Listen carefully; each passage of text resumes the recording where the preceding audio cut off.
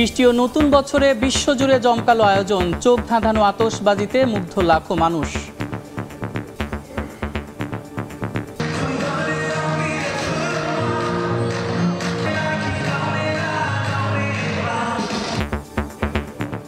দেশে দেশে আলোর ঝলকানির সঙ্গে ছিল কনসার্ট ও ফায়ারওয়ার্ক। নতুন বছরে যুদ্ধ সংঘাতমুক্ত পৃথিবীর প্রত্যাশা।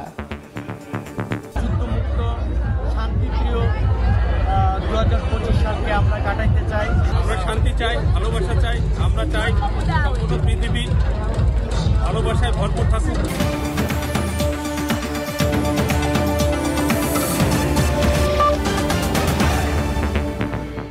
আন্তর্জাতিক সময়ের সঙ্গে আছি আমি সাদিক হাসান ইমন।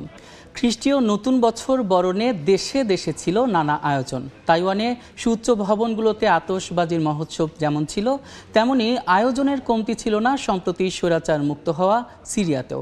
এছাড়া মালয়েশিয়া, ভারত, পাকিস্তান, কেনিয়াতেও নানা আয়োজনে বরণ করা হয় নববর্ষ।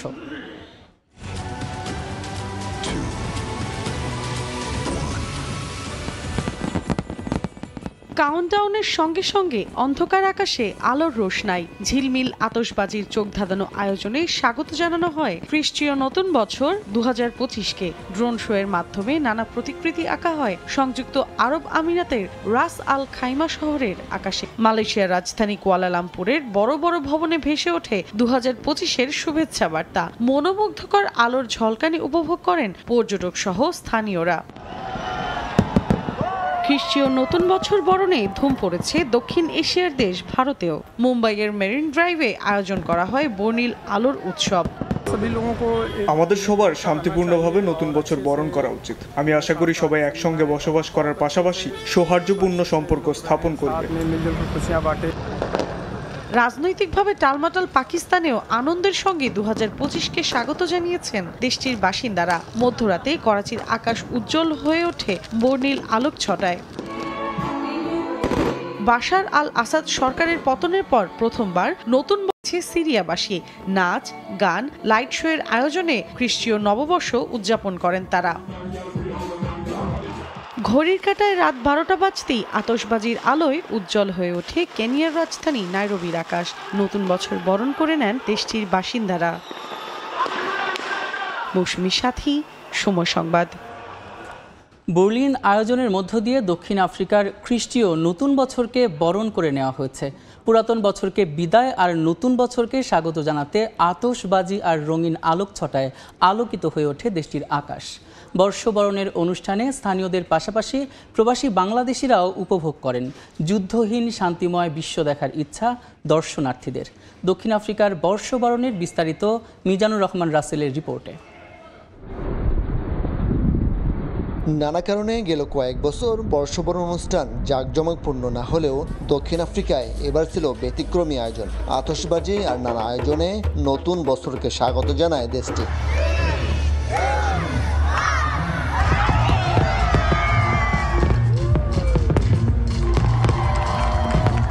ঘড়ির কাঁটায় রাত 12টা বাজার সঙ্গে সঙ্গে রঙিন আলোয় আলোকিত হয় আকাশ। আতশবাজির ঝলকানিতে নেচে গিয়ে খ্রিস্টীয় নতুন বছরকে স্বাগত জানান স্থানীয়দের পাশাপাশি প্রবাসী বাংলাদেশিরা।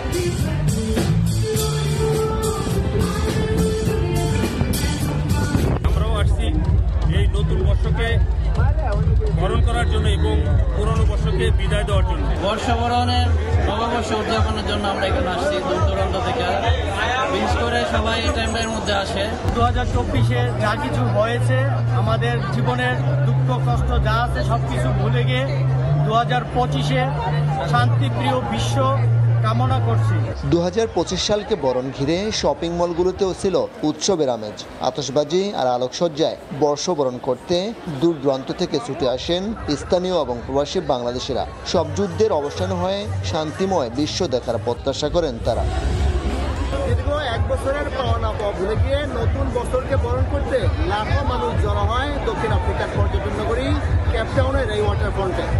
বর্ষবরণের এই দিনটিতে বর্ণাঢ্য আর বর্ণিল আয়োজন দেখতে দূর দূরান্ত থেকে ছুটে আসেন স্থানীয় সহ প্রবাসী বাংলাদেশিরা।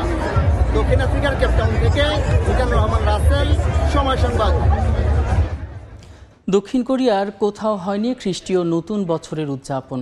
বিমান বিধ্বস্তের ঘটনায় 179 জনের মৃত্যুর শোকে স্তব্ধ হয়ে পড়েছে গোটা দেশ। চলছে রাষ্ট্রীয় শোক।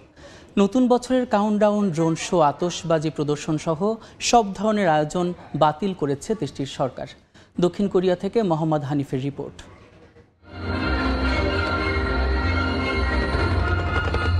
প্রতিবারই নতুন বছরের প্রথম প্রহরে আলোর খেলা চলে দক্ষিণ কোরিয়ায়। বর্ণিল আতশবাজি, লেজার লাইটের আলোক ছটায় ছেয়ে যায় দেশটির আকাশ। তবে এবারের চিত্রটা পুরোটাই ভিন্ন। শোকাবহে শুরু হবে নতুন বছর, এমনটা ভাবতেও পারেনি কোরিয়াবাসী। যেখানে চলার কথা আতশবাজির শব্দে আনন্দ আর বন্ধুদের সঙ্গে আড্ডায়, সেখানে চলছে হৃদয় বিদারক সেই দুর্ঘটনায় রাষ্ট্রীয় শোক। প্রাণঘাতী জেজু বিমান দুর্ঘটনার পর দক্ষিণ কোরিয়া জুড়ে নববর্ষের অনুষ্ঠান বাতিল করেছে দেশটির প্রশাসন। দক্ষিণ জেওলা প্রদেশের মুয়ান আন্তর্জাতিক বিমানবন্দরে মর্মান্তিক দুর্ঘটনার পর থেকে আগামী 4 জানুয়ারি পর্যন্ত জাতীয় শোক ঘোষণা করেছে সরকার। বাতিল করা হয়েছে রাত 12টায় সিউলের Red Road countdown event 2025, sky park sunrise festival, সিও ডায়মন্ড শহরের Sinchon countdown concert, Ansan wishing sunrise event. দেশটির বিভিন্ন স্থানে বেশ কয়েকটি সূর্যোদয়কে ঘিরে নানা আয়োজনও বাতিল করা হয়েছে। এছাড়াও দক্ষিণ কোরিয়ার কোথাও কোনো নববর্ষের উদযাপন না করার ঘোষণা দিয়েছেন প্রশাসন। গত রোববার জেজু এয়ার অবতরণের সময় বিমান বিধ্বস্ত হয়ে প্রাণ হারায় 179 জন। দুর্ঘটনার অন্যতম কারণ হিসেবে ল্যান্ডিং গিয়ারের ত্রুটি চিহ্নিত করা হয়েছে। এরই মধ্যে সোমবার আরেকটি জেজু এয়ার ফ্লাইট অবতরণের আগেই যান্ত্রিক ত্রুটির কারণে থিম্পু বিমানবন্দরে ফিরে আসে।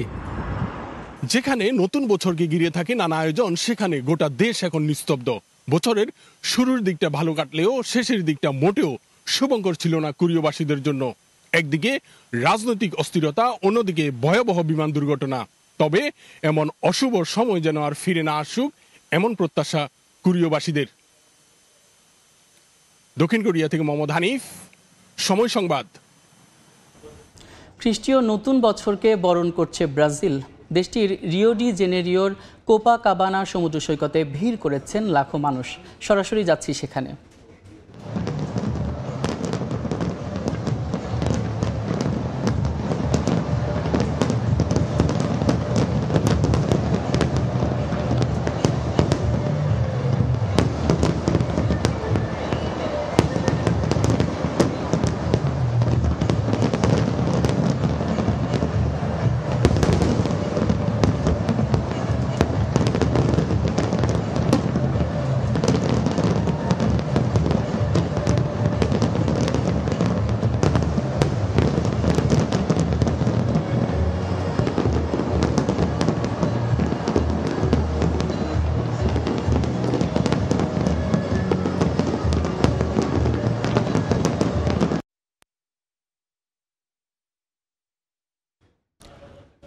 খ্রিস্টীয় নতুন বছরকে বরণ করেছে ব্রাজিল। আমরা সরাসরি ছিলাম সেখানে।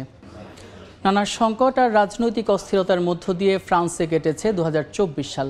অলিম্পিকের বছরেও ব্যবসা বাণিজ্যে অনেক মন্দা গিয়েছে বলে জানিয়েছেন ব্যবসায়ীরা। খ্রিস্টীয় নতুন বছরে সব কিছু পেছনে ফেলে এগিয়ে যাবে ফ্রান্স। সেই সঙ্গে বাংলাদেশেও বিরাজ করবে শান্তি শৃঙ্খলা, এমন প্রত্যাশা প্রবাসী বাংলাদেশিদের।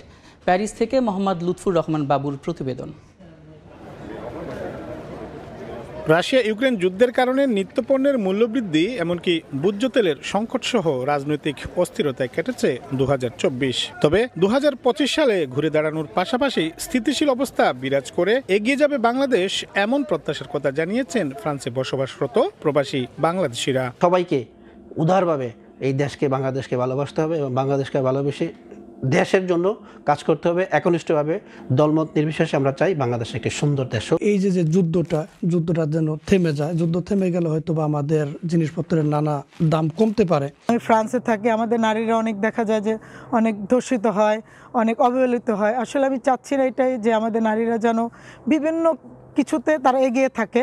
নতুন বাংলাদেশ যেন নৈতিক মূল্যবোধ প্রতিষ্ঠার মধ্য দিয়ে সামনে এগিয়ে চলে, এমন প্রত্যাশার কথাও জানিয়েছেন অনেকে। বাংলাদেশে আমাদের যে অভ্যুত্থান হয়েছে আমরা জানি, সেটাও আল্লাহর কাছে আমরা দোয়া চাই যে আল্লাহ পাক যেন আমাদের সমৃদ্ধ সত্যের পথে থাকার জন্য বাংলাদেশকে কবুল করেন। রাজনৈতিক স্থবিরতা নেই ফ্রান্সেও। বছরের শেষ দিকে অনাস্থা ভোটের মধ্য দিয়ে বিদায় নিয়েছে মিশেল বার্নি প্রশাসন। বিরোধী দলগুলোর বিরোধিতার মুখে নতুন প্রধানমন্ত্রী ফ্রাঁসোয়া বেইরুর টিকে থাকা নিয়েও দেখা দিয়েছে সংশয়। ফলে নতুন বছর ফ্রান্সে রাজনৈতিক অস্থিরতার মধ্য দিয়েই শুরু হচ্ছে, এটা বলা বাহুল্য। সামগ্রিকভাবে ফ্রান্সে 2024 সাল কেটেছে রাজনৈতিক সংকট আর অস্থিরতার মধ্য দিয়েই। তবে খ্রিস্ট নতুন বছরে সবার প্রত্যাশা সেই অস্থিরতা কেটে যাবে, তাতে দেশটিতে যেমন শান্তি বিরাজ করবে তেমনি ঘটবে অর্থনৈতিক উন্নতিও। মোহাম্মদ লুৎফুর রহমান বাবু, সময় সংবাদ, প্যারিস। ফ্রান্স, জার্মানি বা যুক্তরাজ্য নয়, বরং ডোনাল্ড ট্রাম্পের প্রেসিডেন্সিতে ইউরোপকে নেতৃত্ব দেবে পোল্যান্ড। গণমাধ্যম দ্য গার্ডিয়ান জানায়, একমাত্র পোল্যান্ডের প্রধানমন্ত্রী টাস্কি যুক্তরাষ্ট্রের জন্য ইউরোপের দূত হিসেবে অগ্রণী ভূমিকা রাখতে পারবেন। চীনা গণমাধ্যম মাই নিউজ জানায়, ট্রাম্প ঝড় সামলাতে জাপান ও চীনের মধ্যকার ভূরাজনৈতিক সম্পর্ক আরও শক্তিশালী হবে। ডোনাল্ড ট্রাম্পের পুনরায় ক্ষমতায় আসায় শুধু যুক্তরাষ্ট্রের নয়, বরং বিশ্বের অনেক গুরুত্বপূর্ণ ভূরাজনৈতিক সম্পর্কেরও পট পরিবর্তন হবে বলে ধারণা করা হচ্ছে। ট্রাম্পের সঙ্গে রুশ প্রেসিডেন্ট ভ্লাদিমির পুতিনের সুসম্পর্ক ভাবাচ্ছে ইউক্রেন সহ ইউরোপের বিভিন্ন দেশকে। এর মধ্যে গণমাধ্যম দ্য গার্ডিয়ানকে বিশ্লেষকরা জানান, ট্রাম্পের ইউরোপ সহযোগী হওয়ার দৌড়ে এগিয়ে আছেন ফরাসি প্রেসিডেন্ট ইমানুয়েল ম্যাক্রো, ইতালির প্রধানমন্ত্রী জর্জিয়া মেলোনি এবং হাঙ্গেরিয়ান প্রিমিয়ার ভিক্টর ওরবান। তবে তিনজনের কেউই পলিশ প্রধানমন্ত্রী ডোনাল্ড টাস্কের মতো কার্যকর ভূমিকা রাখতে পারবেন না। ট্রাম্প প্রশাসনের সাবেক এক কর্মকর্তা দ্য গার্ডিয়ানকে জানান, একমাত্র টাস্কই পারবেন ইউরোপের প্রতি ট্রাম্পের মনকে নরম করতে। এর আগেও যুক্তরাষ্ট্রের প্রেসিডেন্ট থাকাকালীন ট্রাম্প পোল্যান্ড সফর করেছিলেন। মার্কিন ঘেঁষা ডানপন্থী এ পলিশ নেতা বিশ্বাস করেন, মার্কিন স্বার্থের ক্ষতি না করেই ইউরোপীয় প্রতিরক্ষা সহযোগিতা ন্যাটোকে শক্তিশালী করতে পারে। গার্ডিয়ানকে বিশ্লেষকরা আরও জানান, ট্রাম্পের সঙ্গে আলোচনা করে একমাত্র টাস্কই এ বিশ্বাসের বাস্তবায়ন করতে পারবেন। এদিকে ট্রাম্পের নতুন মেয়াদকাল আরেক ভূরাজনৈতিক সম্পর্কের সমীকরণ পরিবর্তন করতে পারে। তবে এই পরিবর্তন বিচ্ছেদের নয়, বরং যোগসূত্রের। ট্রাম্প হোয়াইট হাউসে বসলে চীন ও জাপানের ভূরাজনৈতিক সম্পর্ক আরও শক্তিশালী হবে বলে জানায় চীনা গণমাধ্যম। গণমাধ্যমটিকে বিশ্লেষকরা জানান, ওয়াশিংটনের মিত্রদের দেয়া অনিশ্চিত প্রতিশ্রুতি আর ট্রাম্পের ক্ষমতাকালীন জাপানি স্বার্থে আঘাত আসার সংখ্যায় টোকিওর সঙ্গে বেইজিংয়ের বর্তমান রমরমা সম্পর্কের পেছনের অন্যতম কারণ। প্রথম মেয়াদকালে ট্রাম্প টোকিওকে জাপানের মাটিতে অবস্থানরত মার্কিন সেনাদের জন্য আরও বেশি অর্থ বরাদ্দের আহ্বান জানিয়েছিলেন। এবারও তিনি একই কাজ করতে পারেন বলে মনে করছেন বিশ্লেষকরা। অন্যদিকে চীনের ওপর অতিরিক্ত শুল্ক আরোপের হুমকি দিয়েছেন নবনির্বাচিত মার্কিন প্রেসিডেন্ট ডোনাল্ড ট্রাম্প। বিশ্লেষকরা জানান, ট্রাম্প ঝড় সামলাতে একে অপরের ঢাল হয়ে থাকার পরিকল্পনা করছে চীন ও জাপান। মালিহা সুরওয়ার্দী, সময় সংবাদ। ইউক্রেনের 6টি অঞ্চল লক্ষ্য করে ব্যাপক ড্রোন হামলা চালিয়েছে রুশ বাহিনী। মঙ্গলবার কিয়েভে মিসাইল হামলা চালিয়েছে তারা।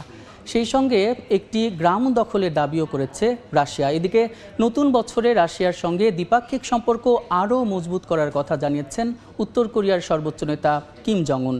এর মধ্যেই রাশিয়ার বাজেয়াপ্ত করা অর্থ থেকে ইউক্রেনকে $1,500 কোটি দেবে বলে জানিয়েছে যুক্তরাষ্ট্র। নতুন বছর উপলক্ষে রুশ প্রেসিডেন্ট পুতিনকে লেখা এক চিঠিতে রাশিয়ার সঙ্গে দ্বিপাক্ষিক সম্পর্ক আরও মজবুত করার কথা জানিয়েছেন উত্তর কোরিয়ার সর্বোচ্চ নেতা কিম জং উন। মঙ্গলবার উত্তর কোরিয়ার রাষ্ট্রীয় গণমাধ্যম KCNA জানায়, রাশিয়ার সঙ্গে সম্পর্ক উন্নতিতে নতুন পদক্ষেপ নেয়ার কথাও জানান কিম। বলেন, একবিংশ শতাব্দীর মধ্যে 2025 সাল হবে বিজয়ের বছর। এবছরেই রুশ বাহিনী নব্য নাৎসিবাদকে রুখে দিতে পারবে বলেও জানান তিনি। অন্যদিকে ইউক্রেন রাশিয়া যুদ্ধের শুরুতে রাশিয়ার বাজেয়াপ্ত করা অর্থ থেকে $1,500 কোটি যুক্তরাষ্ট্র কিয়েভকে দেবে বলে জানিয়েছে ইউক্রেন। সোমবার মার্কিন প্রেসিডেন্ট জো বাইডেনও কিয়েভকে $250 কোটি অস্ত্র সহায়তার ঘোষণা দেন। এ বিষয়ে ইউক্রেনের প্রেসিডেন্ট জেলেনস্কিকে কটাক্ষ করে নিজের সামাজিক যোগাযোগ মাধ্যম এক্সে পোস্ট করেন মার্কিন ধনকুবের ইলন মাস্ক। বলেন, জেলেনস্কি সর্বকালের সেরা অর্থ ছিনতাইকারী। কাকুলি আখতার, সময় সংবাদ। জার্মানির আসন্ন নির্বাচনে হস্তক্ষেপের চেষ্টা করছেন ইলন মাস্ক। মার্কিন ধনকুবেরের বিরুদ্ধে এমন গুরুতর অভিযোগ তুলেছেন জার্মান ক্যাবিনেটের মুখপাত্র। তিনি বলেন, দেশটির ডানপন্থী দল AfD'র পক্ষে কাজ করেছেন মাস্ক। সম্প্রতি নিজের সামাজিক যোগাযোগ মাধ্যম এক্সে এক পোস্টে ইলন মাস্ক বলেন, শুধুমাত্র এএফডি জার্মানিকে বাঁচাতে পারে। এরপর একটি পত্রিকায় ডানপন্থী এই দলকে নিয়ে বক্তব্য রাখেন। মাস্ক দাবি করেন, জার্মানির বর্তমান রাজনৈতিক দলগুলো দেশকে অর্থনৈতিক সংকট এবং সামাজিক অস্থিরতার দিকে ঠেলে দিয়েছে। এএফডিকে একটি বাস্তববাদী রাজনৈতিক শক্তি বলেও দাবি করেন তিনি। মাস্কের মন্তব্যের জবাব দিয়েছে জার্মান ক্যাবিনেটের মুখপাত্র ক্রিস্টিয়ান হফম্যান। বলেন, মাস্ক জার্মানির নির্বাচনে হস্তক্ষেপের চেষ্টা করছেন। মাস্কের এই বক্তব্যের বিরুদ্ধে জার্মানির প্রধান রাজনীতিকরাও তীব্র প্রতিক্রিয়া জানিয়েছেন। CDU-CSU দলের নেতা বলেন, মাস্কের হস্তক্ষেপ অযৌক্তিক এবং অবাঞ্ছিত। এমন কিছু তিনি পূর্বে কখনো দেখেননি। বেশ কিছুদিন ধরে এএফডির জনপ্রিয়তা বৃদ্ধি পাচ্ছে। সম্প্রতি এক জরিপে দলটির কো-লিডার অ্যালিস ওয়েডেল চ্যান্সেলর পদে প্রতিদ্বন্দ্বিতার জন্য আগ্রহী হয়ে উঠেছেন। তিনি অন্যান্য প্রার্থীকে পেছনে ফেলে এগিয়ে আছেন। বিভিন্ন গণমাধ্যম বলছে, জার্মানির অভিবাসন বিরোধী এবং প্রথাগত প্রতিষ্ঠান বিরোধী অবস্থানের কারণে এএফডিকে উগ্রপন্থী গোষ্ঠী হিসেবে চিহ্নিত করে জার্মানির গোয়েন্দা সংস্থা। নাদিম মারজান, সময় সংবাদ। চীনের বিরুদ্ধে যুক্তরাষ্ট্রের অর্থ দপ্তরের সিস্টেম হ্যাক করার অভিযোগ করেছেন মার্কিন কর্মকর্তারা। এর মধ্য দিয়ে দপ্তরের কর্মক্ষেত্র এবং গোপন নয় এমন কিছু নথিতে প্রবেশ করতে পেরেছে হ্যাকাররা। ডিসেম্বরের শুরুর দিকে এই ঘটনা ঘটেছে বলে জানায় মার্কিন অর্থ দপ্তর। এই হ্যাকিংয়ের ঘটনার প্রভাব খতিয়ে দেখতে FBI ও অন্যান্য সংস্থার সঙ্গে কাজ করা হচ্ছে। তবে কোন নথি হ্যাকারদের হাতে পড়েছে এবং কত সময় ধরে হ্যাকিং হয়েছে তা জানায়নি দফতর। ওয়াশিংটন ডিসিতে নিযুক্ত চীনা দূতাবাসের এক মুখপাত্র BBC নিউজকে জানায়, চীনের সঙ্গে বৈরী সম্পর্কের জোরেই যুক্তরাষ্ট্রের ভিত্তি ছাড়াই এই দাবি করেছে। ভারতের দিল্লিসহ বিভিন্ন রাজ্যে শুরু হয়েছে তীব্র শৈত্যপ্রবাহ। প্রচণ্ড ঠান্ডার পাশাপাশি ঘন কুয়াশায় বিপর্যস্ত হয়ে পড়েছেন জনজীবন। দিল্লির পাশাপাশি হাড় কাঁপানো শীতে কাঁপছে কাশ্মীরবাসী। জমে বরফ হয়ে গেছে বিখ্যাত ডাল লেকের পানি। রাস্তার পাশে আগুন জ্বালিয়ে তাপ নিচ্ছেন কেউ, অনেকে আবার গরম কাপড়ে নিজেকে মুড়ে রেখে চেষ্টা করছেন শীত নিবারণের। ঘন কুয়াশায় দূরের ছবিও অস্পষ্ট। মঙ্গলবার ভারতের উত্তরাঞ্চলে শৈত্যপ্রবাহের কারণে কমে যায় তাপমাত্রা। উত্তরপ্রদেশের কিছু অঞ্চল ও রাজধানী নয়াদিল্লিতে অতিরিক্ত শীতের প্রকোপে ব্যাহত হয় জনজীবন। আগামী দিনগুলোতে ঘন কুয়াশা সহ শীত আরও বাড়তে পারে বলে জানিয়েছে দেশটির আবহাওয়া দফতর। এছাড়া অযোধ্যায় গিয়ে অনেক তীর্থযাত্রী পড়েছেন বিপাকে। থাকার ব্যবস্থার অভাবে প্রচণ্ড ঠান্ডার মধ্যেই খোলা স্থানে রাত পার করতে হচ্ছে তাদের। গত 2 দিন ধরে শীত বেড়েছে, তাই নিজেদের ঠান্ডা থেকে বাঁচাতে আগুনের কাছে বসে আছি।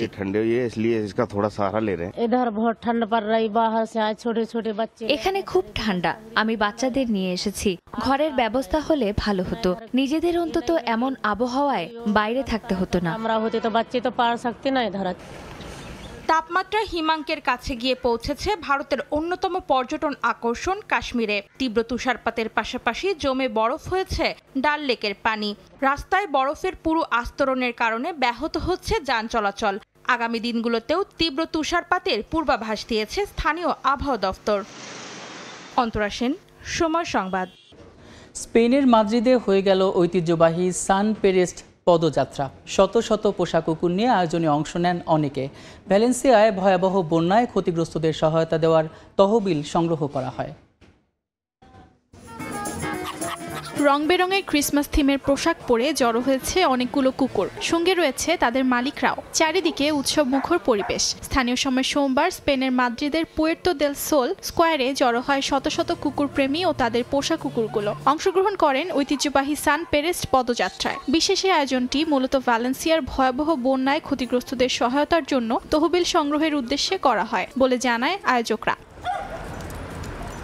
প্রাণী সুরক্ষা সংগঠন এল রেফিউজি সাধারণত প্রতি বছর কুকুরদের জন্য উৎসব মুখর আয়োজন করে থাকে। ভ্যালেন্সিয়ায় বন্যা কবলিতদেরকে সহায়তা করার পাশাপাশি এই বার্ষিক পদযাত্রার অন্যতম উদ্দেশ্য ছিল প্রাণী নির্যাতন ও পরিত্যাগের বিরুদ্ধে সচেতনতা সৃষ্টি করা।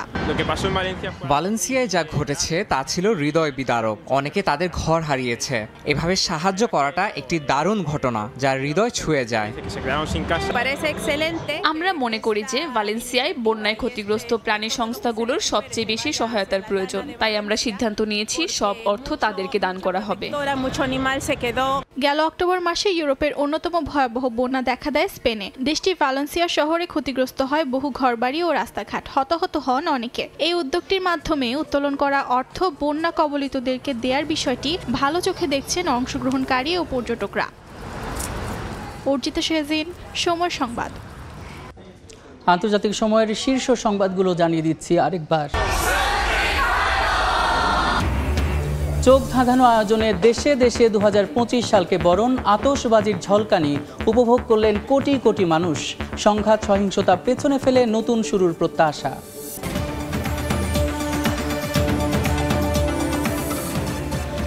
এই ছিল আন্তর্জাতিক সময়। সঙ্গে থাকুন সময়ের।